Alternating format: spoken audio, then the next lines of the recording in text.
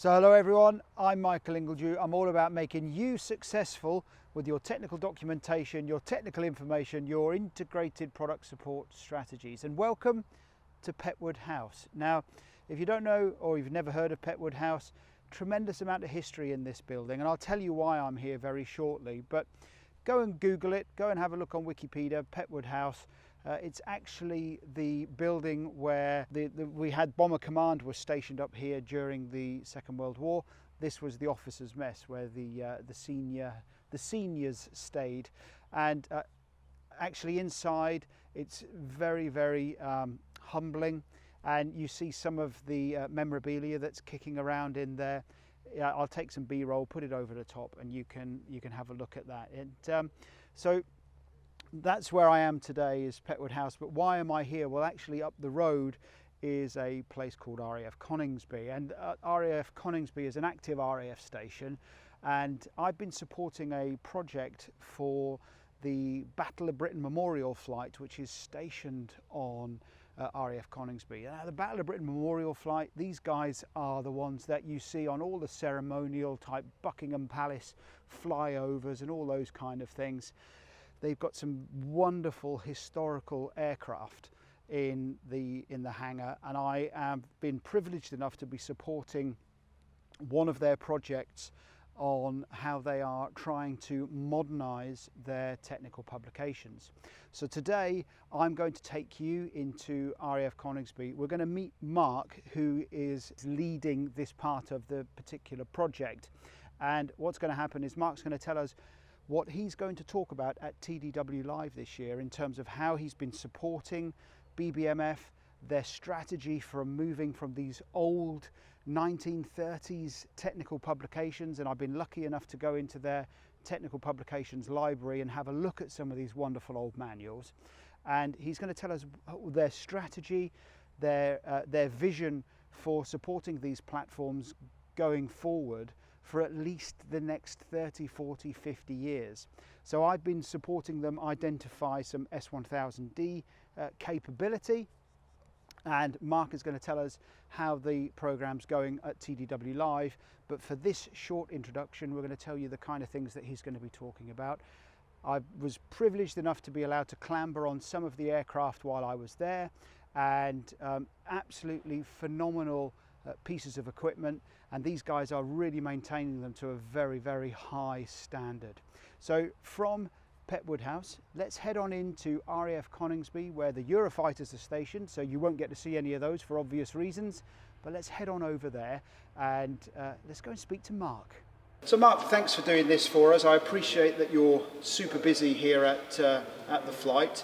I've already given the guys a little bit of an introduction about what you're going to be talking about at TDW-Live.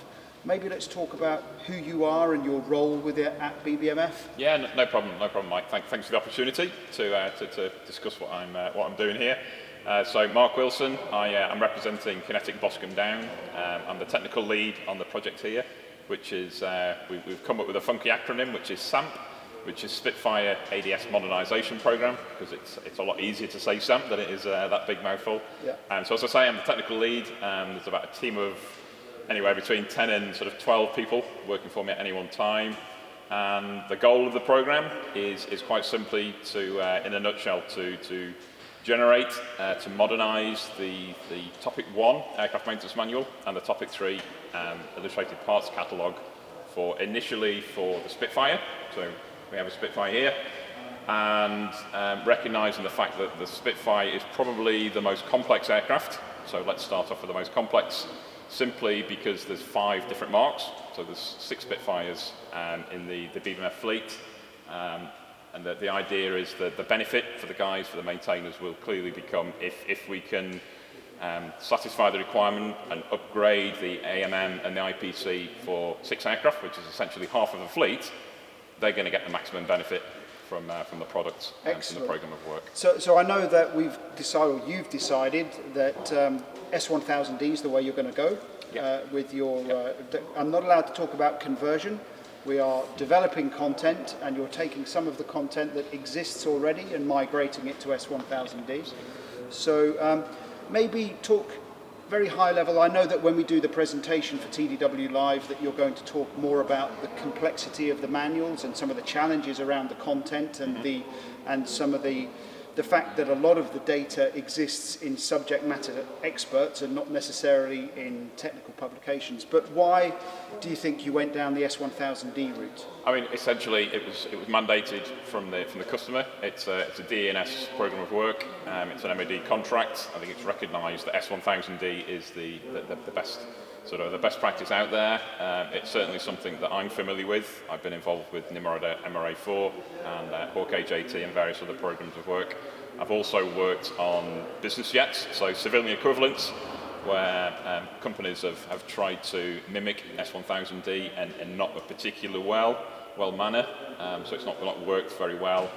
So why deviate? And the lessons from me, from my experiences, is stick with the standard and try not to deviate it, and certainly try not to reinvent the wheel that's there. S1000D has been around long enough now.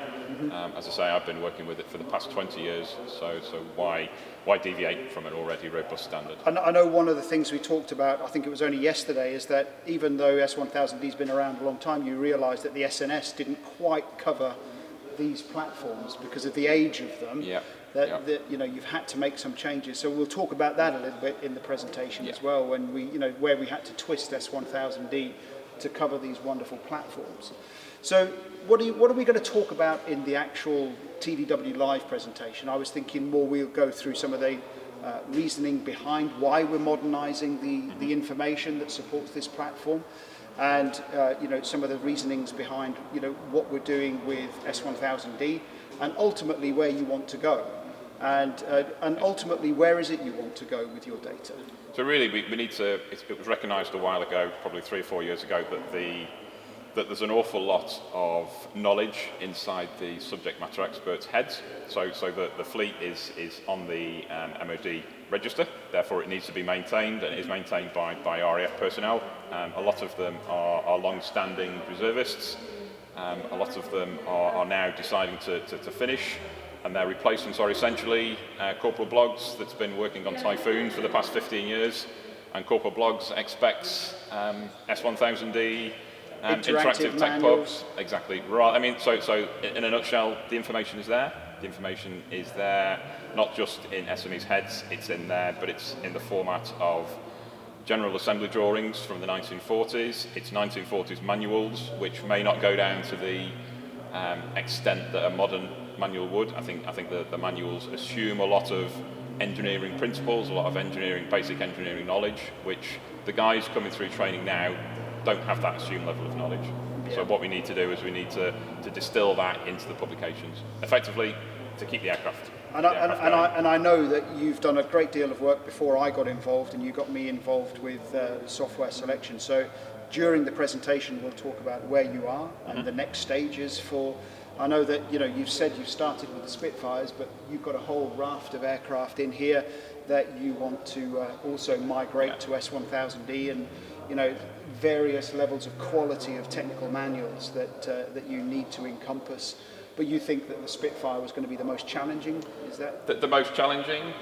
So why not start off with that? And also, but the most benefit to the guys. As I say, there's 12 aircraft in the fleet.